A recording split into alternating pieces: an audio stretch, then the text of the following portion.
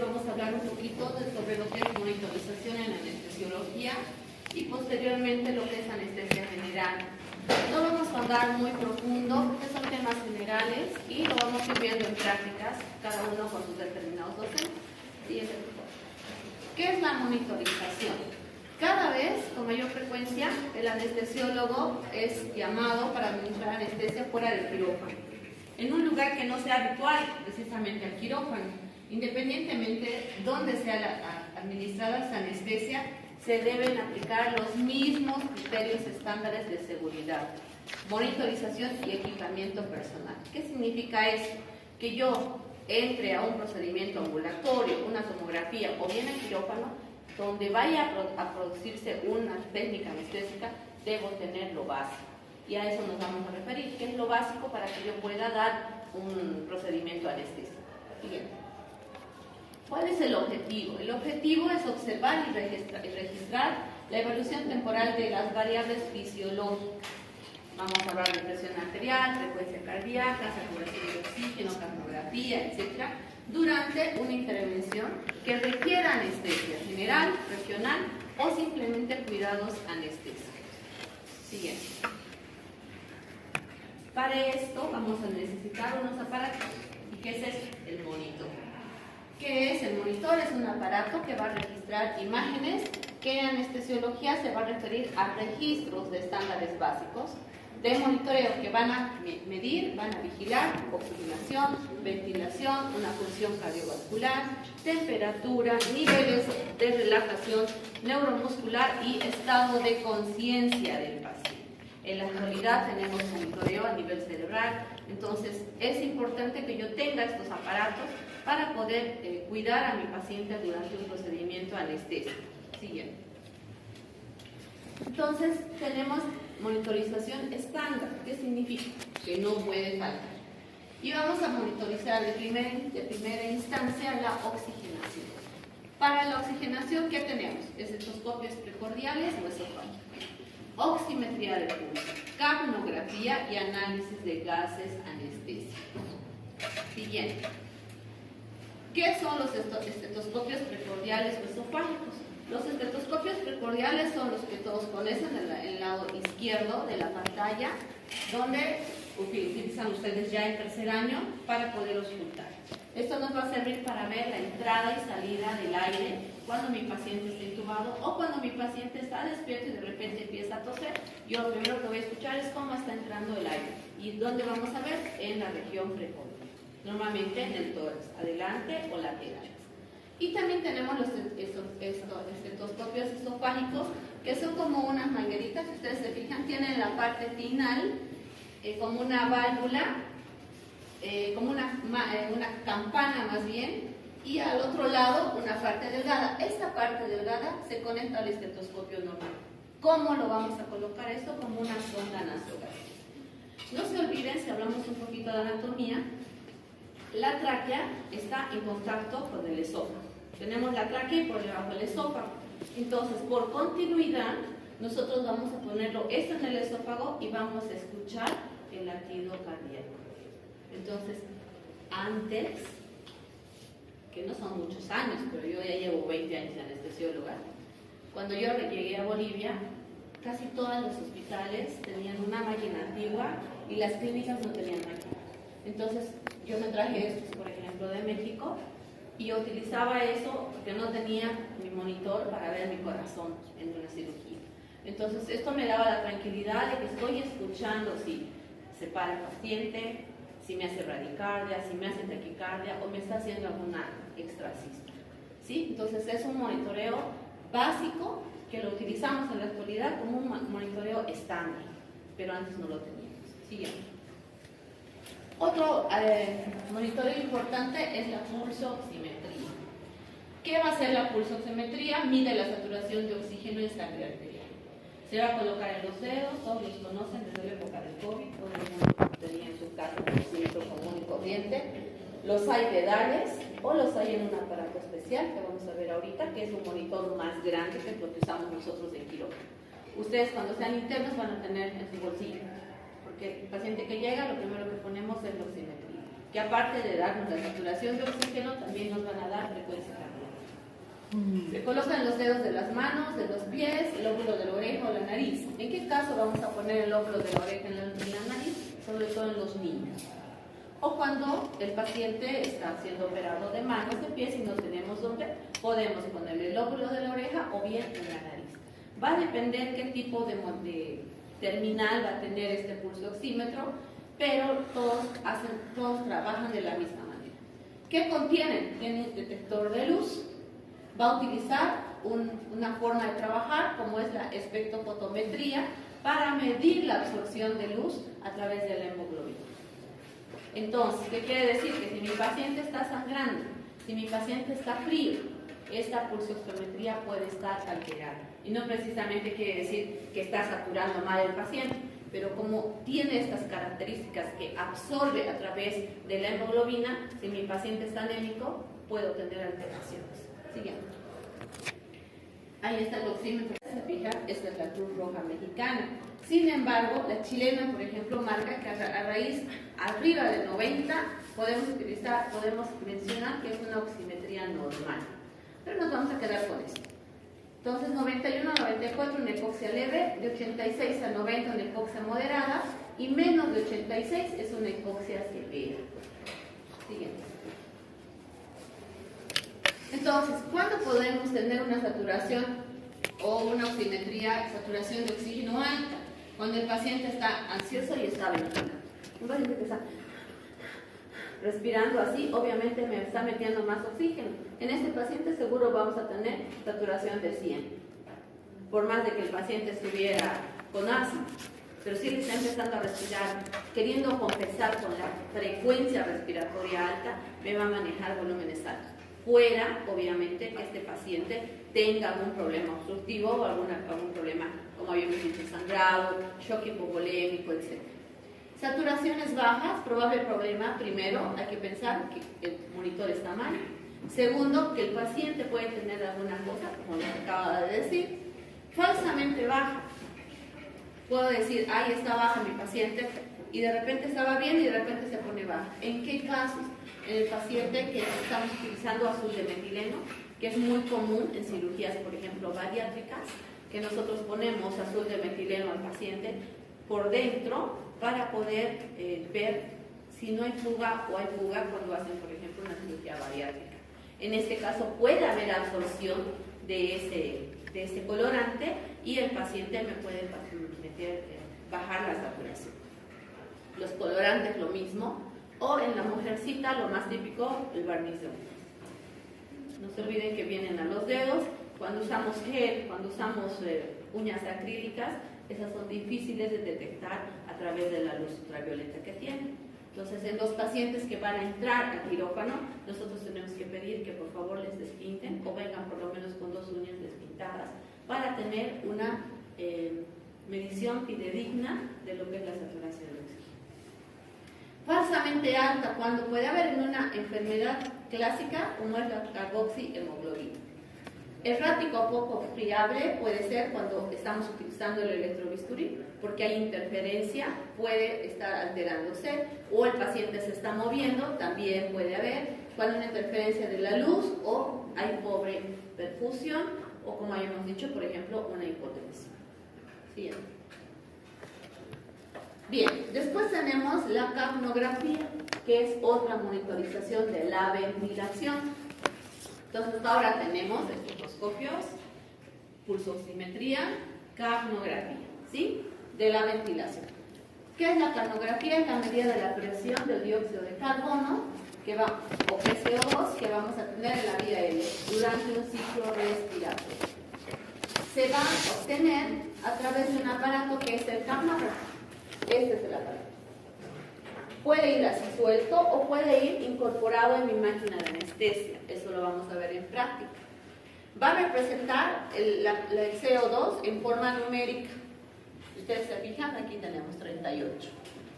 Normalmente el CO2 a nivel de Bolivia son 32 hasta 35. Puede variar a nivel del mar, puede variar en la altura. Pero más o menos vamos a calcular 32, 35 más menos 5. Entonces, de acuerdo a eso, nosotros tenemos que fijarnos en los valores que vamos a marcar. Esta es la capnometría. Y la capnografía se marca como la imagen de allá. Y tiene que ver con el ciclo respiratorio. Inspiración, meseta, expiración. Inspiración, meseta, expiración. Esa es la capnografía normal. Si yo voy a tener, por ejemplo, un paciente con obstrucción en vía aérea, voy a tener esos cuadros completamente diferentes. Pero no vamos a hablar de eso porque no es hablar un poquito más profundo. A mí me interesa que sepan que la capnografía y la capnometría la vamos a tener como monitoreo de la ventilación. Siguiente. Y vamos a tener usos clínicos para eso. Por ejemplo, ¿para qué nos va a servir? Y es monitoreo básico en paciente que vayamos a intubar. No tenemos CO2 en pulmón, no tenemos CO2 en el estómago. Si yo cuando voy a hacer la laringoscopía, como les he dicho, acá tenemos las cuerdas vocales y aquí abajo tenemos el esófago, y de casualidad en vez de entrar a las cuerdas vocales me voy al esófago, intubo el estómago, no voy a tener capnografía, menos capnometría. Entonces me va a servir para verificar que ese paciente está bien intubado. Solo tengo CO2 cuando el paciente, el tubo está en el pulmón, en la tráquea. ¿Sí? Entonces, confirmación de intubación endotraqueal adecuada es el primer uso del capnógrafo. Valoración de alguna ventilación adecuada que me pueda permitir saber cómo está esa respiración y detección de condiciones patológicas que vamos a ver ahorita. ¿Cuándo podría tener un CO2 alto?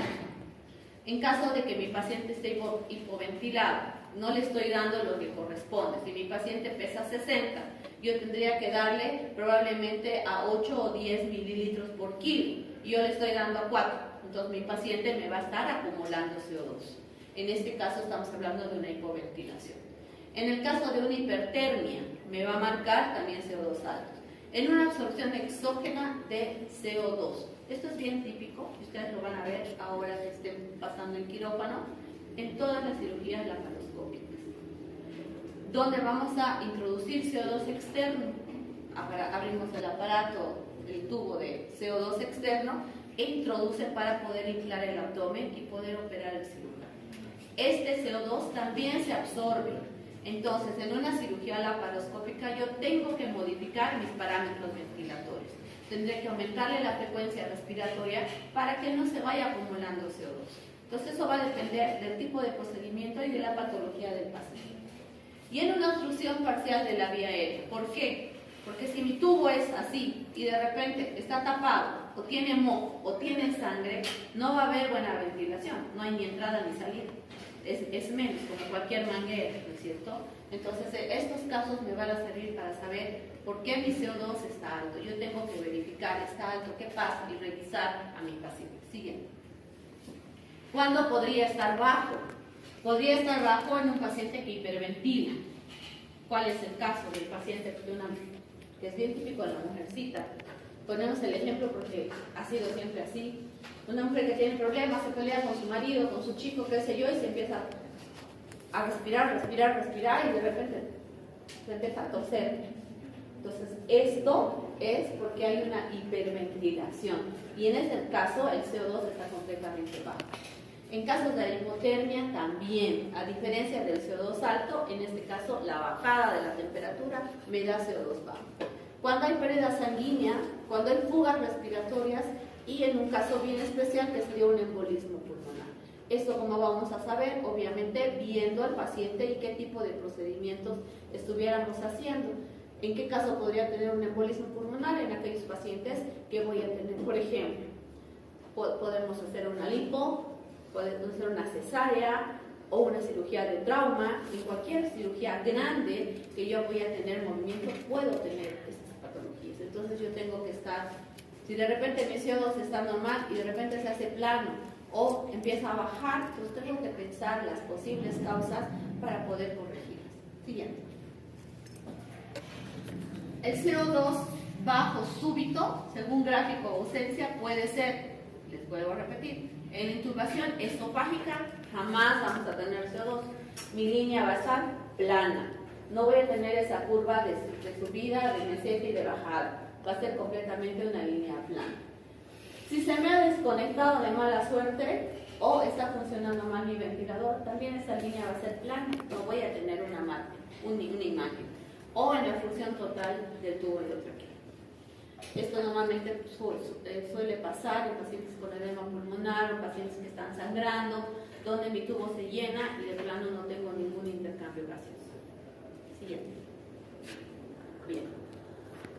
Otro monitoreo importante es la frecuencia respiratoria. La frecuencia respiratoria la vamos a dividir o vamos a tomar en cuenta viendo si mi paciente está sometido a una anestesia regional, a una anestesia general y de acuerdo a la edad, ¿sí? Anestesia regional. ¿Cómo voy a saber cuánto está respirando mi paciente? Simplemente viéndolo, porque en la anestesia general mi paciente está despierto. Entonces mi paciente está respirando así como ustedes. Sin embargo, en una anestesia general está conectado a una máquina de anestesia. En este caso yo programaré la cantidad de frecuencia respiratoria que quiera. Normalmente en el estado de vigilia, cuando ustedes están durmiendo, respiran de 10 a 12 respiraciones por minuto. Entonces eso es lo que normalmente yo voy a programar en un paciente dormido.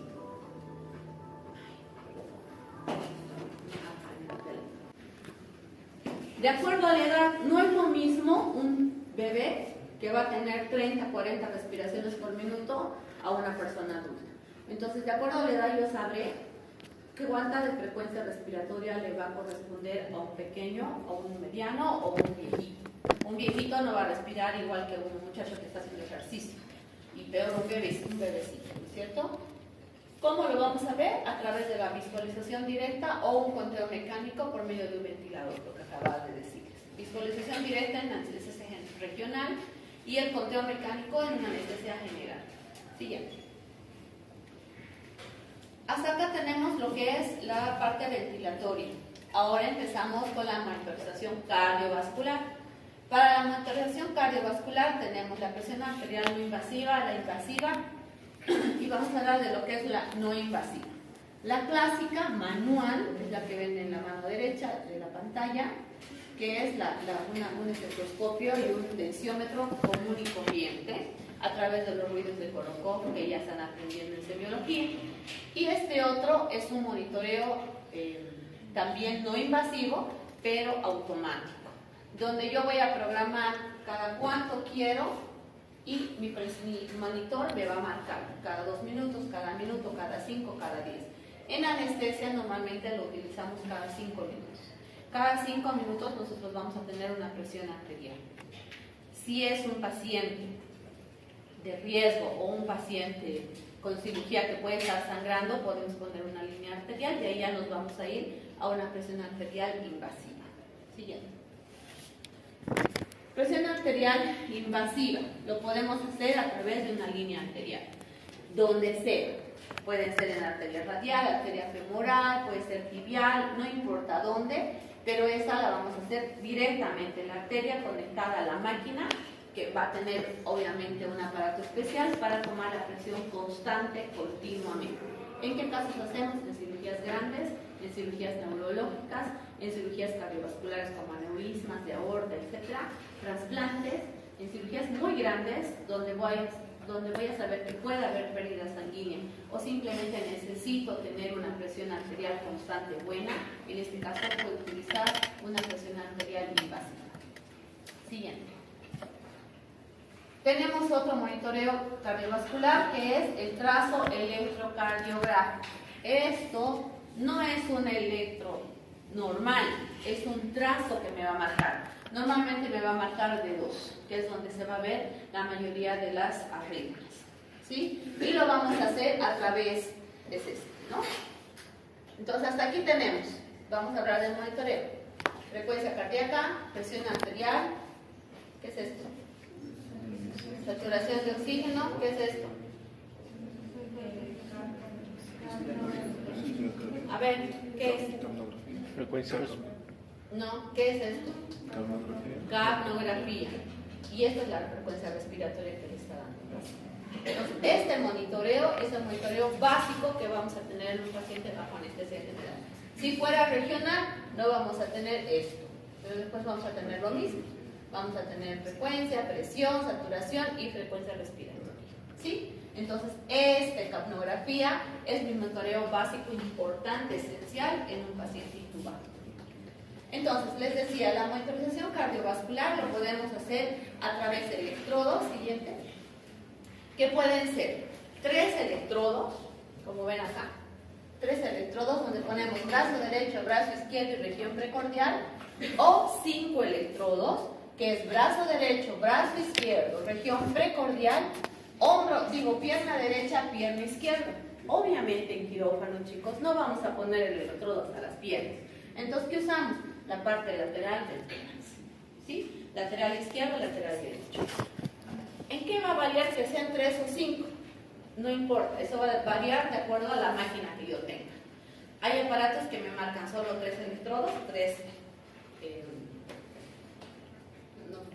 3 electrodos, pero ver 3 conexiones si quieren, y otros que me van a marcar 5. Cualquiera de estos, sea 3 o 5, me van a marcar D2 y ABF, que es donde más vamos a ver las alteraciones. ¿Y qué necesitamos para esto? Un gel conductor. Aquí vamos a verificar arritmias y enfermedades electrolíticas sobre todo. Si el potasio está bajo, eso me va a servir. De forma general, pero ya me va a estar diciendo algo está pasando con su paciente. Ahí podré ver el QR, sí. Podré ver el segmento T, sí. Entonces, si de repente veo que está positivo, de repente se hace negativo, me tendrá que llamar la atención y ahí sí tendré que hacer un electro normal en el paciente que está haciendo el. Para eso me sirve. Me dan luces, pautas para ver que está pasando algo. ¿Sí? Obviamente en un paciente que de repente está así, se hace línea, el paciente se da asistolia, ¿no es cierto? También me va a servir para eso, para saber, mi paciente está muriendo. O ya se murió y yo me estoy dando cuenta. Lo primero que voy a verificar es que mi paciente tenga los electrodos bien puestos. Ha pasado, yo he visto, el residente casi se muere encima del paciente, me dice, doctora, se está muriendo. Le digo, revisa primero tus electrodos. Claro, el paciente del primer año, obviamente está muy pendiente y de repente el trazo que está así se hace una línea y el monitor suena, entonces lo primero que piensa es que está haciendo un paro. Entonces lo primero que tenemos que hacer es revisar que todo esté bien. Como estos son parches que solo se pegan, muchas veces se sueltan. Entonces lo primero que vamos a hacer es revisar que estén bien estos parches. Bien, después tenemos monitorización de la relajación neuromuscular. Si yo voy a intubar a mi paciente, le voy a poner relajantes. Ahorita vamos a ver en anestesia general. ¿Cómo voy a hacer esta monitorización? A través del tren de 4. ¿Qué significa? Es un aparato, así como se ve en la imagen, que lo ponemos en la mano, acá, y con 2 electrodos acá. Entonces, mi monitor, mi máquina, que hemos dicho que los monitores son unas máquinas, mi máquina me va a empezar a mandar corrientes para ver si estos dedos se mueven.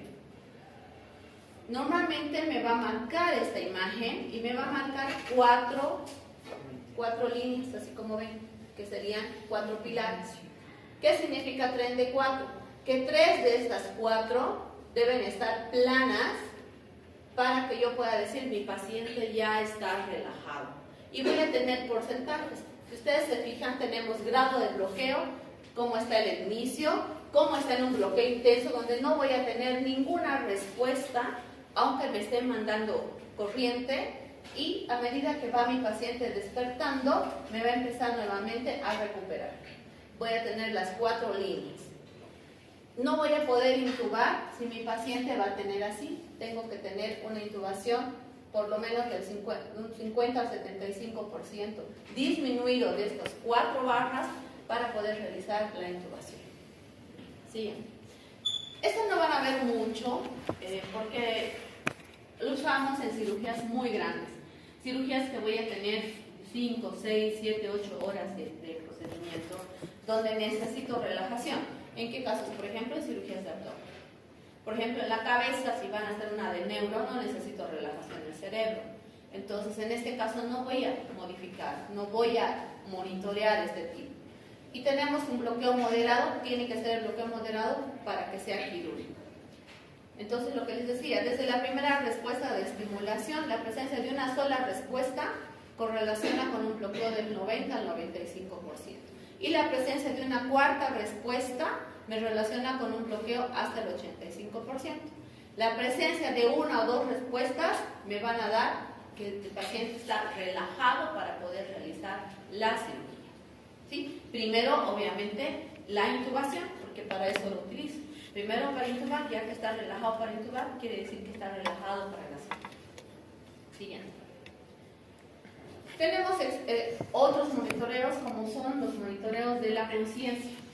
Existen múltiples. En la actualidad, el índice bispectral, que era uno de los más modernos, ahora está quitándose y ahora se está utilizando los potenciales evocados.